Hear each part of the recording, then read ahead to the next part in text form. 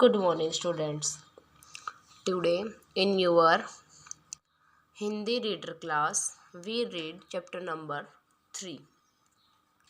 Chapter 2 complete हो चुके हैं आपके। चैप्टर नंबर 3 को आज हम रीड करेंगे बेटा। इसके देखिए पहले तो शब्द वो दिए हैं आपको, ये 2 लाइंस कठिन शब्द की। आश्चर्य, बाएं, रस्सियाँ, सांड, सींग, कांजी होश, उत्साह, व्यापारी, हड्डियाँ, नीलाम, प्रयत्न, जोर। देखिए अब पढ़ना शुरू करते हैं। झूरी के पास 2 बैल थे, हीरा और मोती। झूरी एक किसान है, उसके पास 2 बैल थे। दोनों बैलों के क्या नाम थे? हीरा और मोती। दोनों में बहुत प्यार था। वे नाद में एक साथ मुंह डालते और एक ही साथ हटाते। झूरी उनके चारे पानी का बड़ा ध्यान रखता था। वह कभी भूलकर भी उन्हें मारता पीटता नहीं था।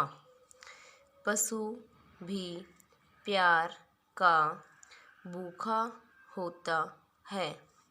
वे भी झूरी को बहुत चाहते थे। झूरी की पत्नी का भाई गया। झूरी की पत्नी का भाई गया, जिसका नाम क्या था? गया। तो झूरी अपने सब दोनों बैलों को बड़े प्यार से रखा था। और पशु आपको पता है कि प्यार से रखो तो वो आपको भी बहुत अच्छा रिस्पॉन्स देते हैं, बहुत अच्छे प्यार से आपको वो पेश आते हैं आपके साथ। तो झूरी के बैल क्या थे? 2 बैल थे, हीरा और मोती। दोनों में बहुत प्यार था। दोनों बैलों में आपस में एक साथ ही खाना वो स्टार्ट करते और एक ही साथ खाना बंद करते थे। आगे देखो। एक बार हीरा और मोती को कुछ दिन के लिए अपने गांव ले जाने लगा। कुछ दिन के लिए हीरा और मोती को अपने गांव ले जाने लगा। कौन? झूरी की पत्नी का भाई था गया, वो। बैलों को बड़ा आश्चर्य हुआ कि वह उन्हें क्यों और कहाँ लिए जाता है। रास्ते में उन्होंने उसे बहुत तंग किया। कभी मोती बाएं भागता तो हीरा दाएं। इस पर गया ने उन्हें बहुत पीटा। घर पहुंचकर उनके सामने रूखा सूखा भूसा डाल दिया, पर उन्होंने उसे सूंघा तक नहीं। झूरी की पत्नी का भाई जो गया क्या था? उन्हें कुछ दिन के लिए अपने गांव ले जाने आया। और गांव ले जाने जब वो ले जा रहा था तो हीरा और मोती दोनों को बड़ा आश्चर्य हुआ कि ये हमें कहाँ लेके जा रहा है, और वो उसके साथ जाना नहीं चाह रहे थे। ठीक है, इसलिए उन्होंने क्या किया? गया को रास्ते में ले जाते वक्त बहुत तंग किया। एक इधर भाग रहा तो दूसरा उधर भाग रहा है। फिर गया ने उनको बहुत पिटाई की उनकी। और घर पहुंचकर अपने घर, जहाँ यानी अपने गांव पहुंचकर उसने उनको अच्छे से खाना चारा भी नहीं डाला, रूखा सूखा चारा डाल दिया, लेकिन उन दोनों ने उस चारे को सूंघा भी नहीं, यानी खाने के लिए इसमें एक बार भी मुंह नहीं डाला उन्होंने। रात होने पर दोनों बैलों ने वहाँ से भाग जाने का निश्चय किया। रात होने पर दोनों बैलों ने क्या किया? निश्चय मीन्स इरादा।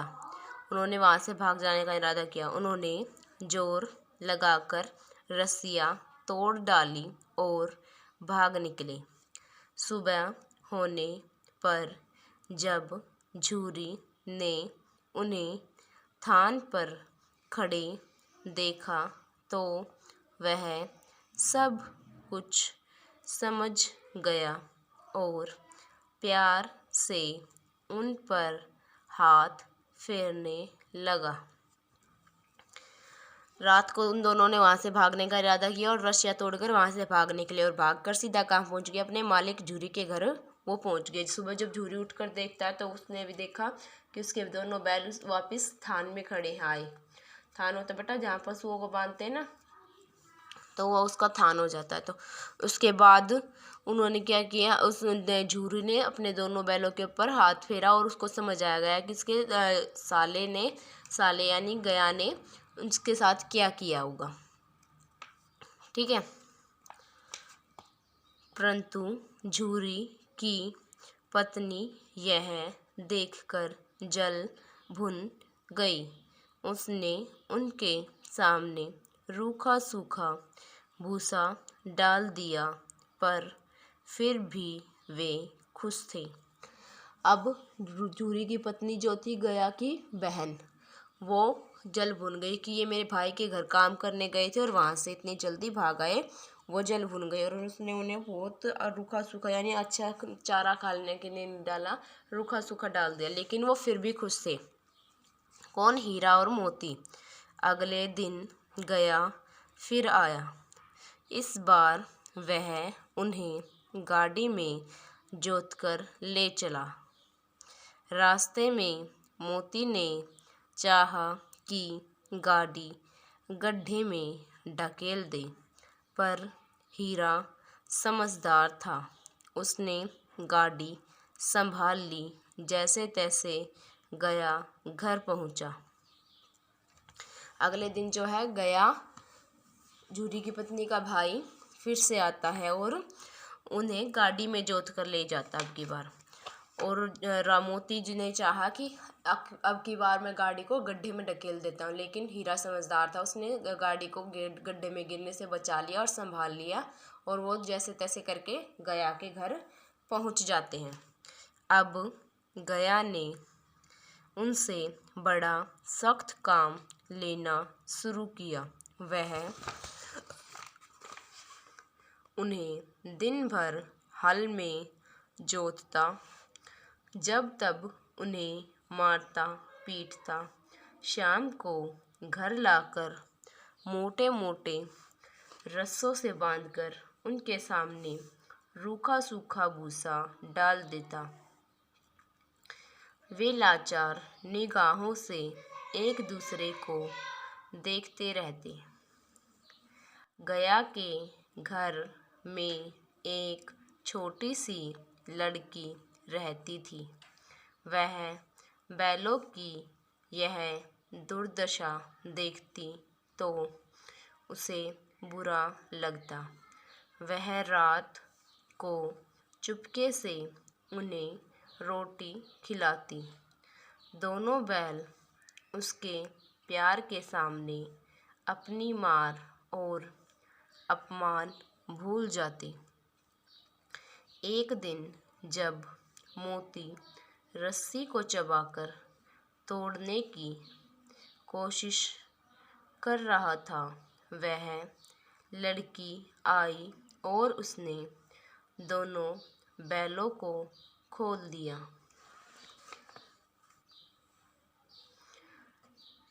दोनों वहां से भागे। थोड़ी देर बाद जब गया को पता चला तो वह भी उनके पीछे भागा, पर उन्हें पकड़ न सका। अब हीरा और मोती आजाद थे। रास्ते में उन्हें एक सांड मिला। वह उनकी ओर लपका तो उनके होश उड़ गए। भागना बेकार था, इसलिए दोनों ने साहस से काम लिया। सांड ने आकर हीरा पर वार किया तो मोती ने उस पर पीछे से सींगों से चोट की। सांड मोती पर लपका तो हीरा ने उसके पेट से सींग चुभो दिए। पेट में आना था बेटा यहाँ पे। अब सांड घबराया। वह किसी एक को तो मारकर कचूमर निकाल देता, पर यहाँ दो थे। मिलकर काम करने में बल है। दोनों ने मिलकर सांड को भगा दिया। मोती कुछ दूर उसके पीछे भागा, पर हीरा ने उसे दूर तक न जाने दिया। दोनों अब बड़े प्रसन्न थे। आगे चले तो रास्ते में मटर का खेत दिखाई दिया। भूख तो लग ही रही थी। हरी हरी मटर देखकर उनकी भूख और भी तेज हो गई। वे खेत में घुस गए और लगे मटर खाने। अभी पेट भरा न था कि खेत के रखवालों ने उन्हें देख लिया।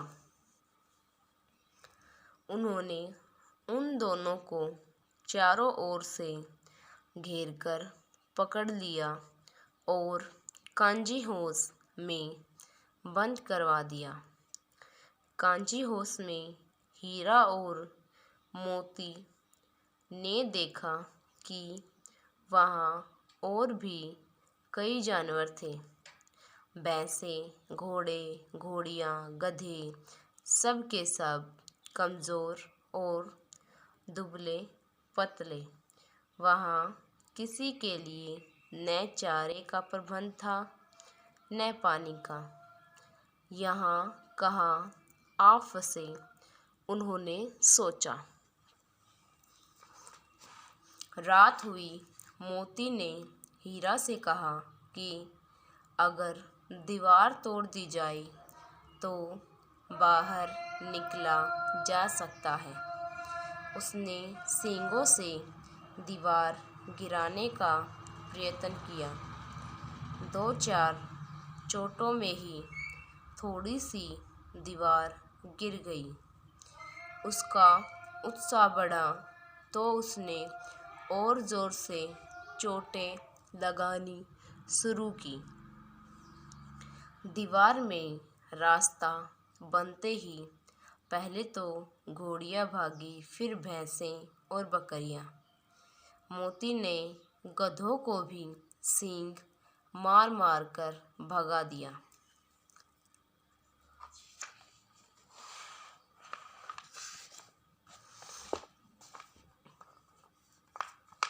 उसने हीरा से भी भाग चलने को कहा, पर हीरा ने मना कर दिया। सुबह होने पर कांजी हाउस वालों ने देखा तो उन्हें बड़ा आश्चर्य हुआ। अब उन्होंने हीरा और मोती को नीलाम कर दिया।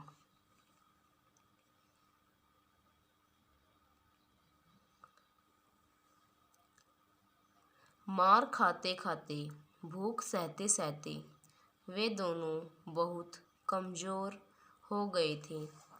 उनकी हड्डियाँ निकल आई थी। नीलामी में सबसे ऊंची बोली बोलकर एक व्यापारी ने उन्हें खरीद लिया। वह दोनों को लेकर अपने गांव की ओर चला। भूख प्यास से व्याकुल बैलों में कुछ भी दम बाकी नहीं रहा था। वे चुपचाप व्यापारी के साथ चलने लगे।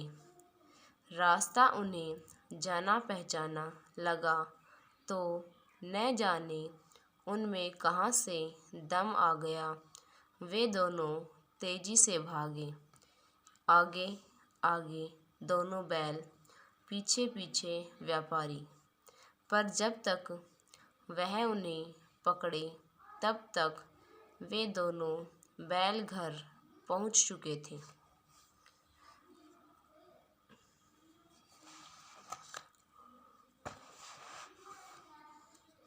बैलों को देखकर झूरी को बड़ी खुशी हुई।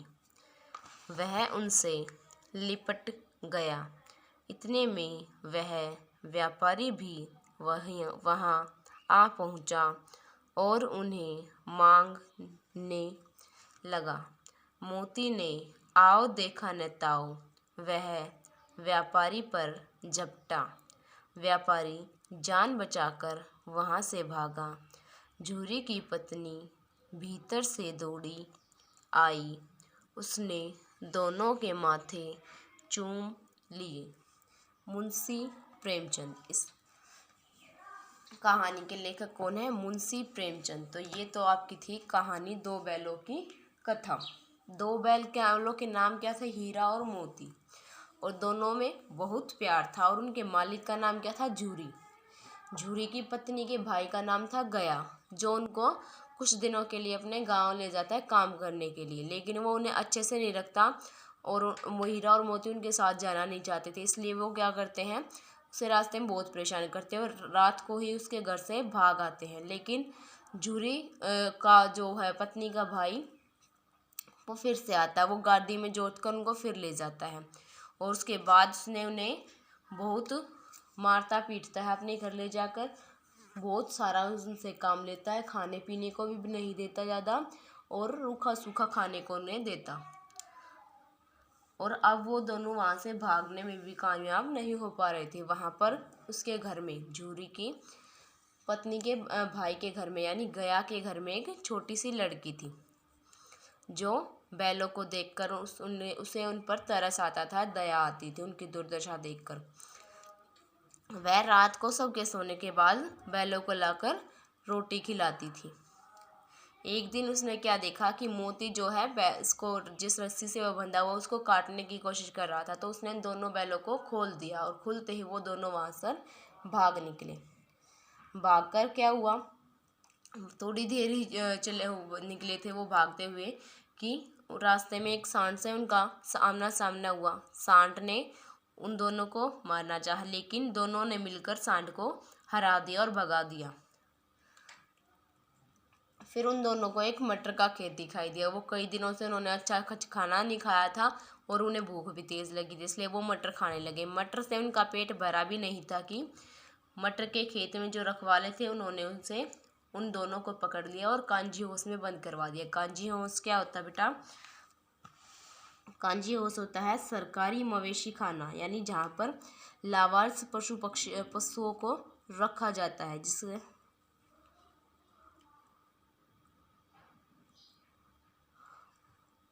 जिन पशुओं का कोई मालिक नहीं होता, उनको वहाँ पर रखा जाता है।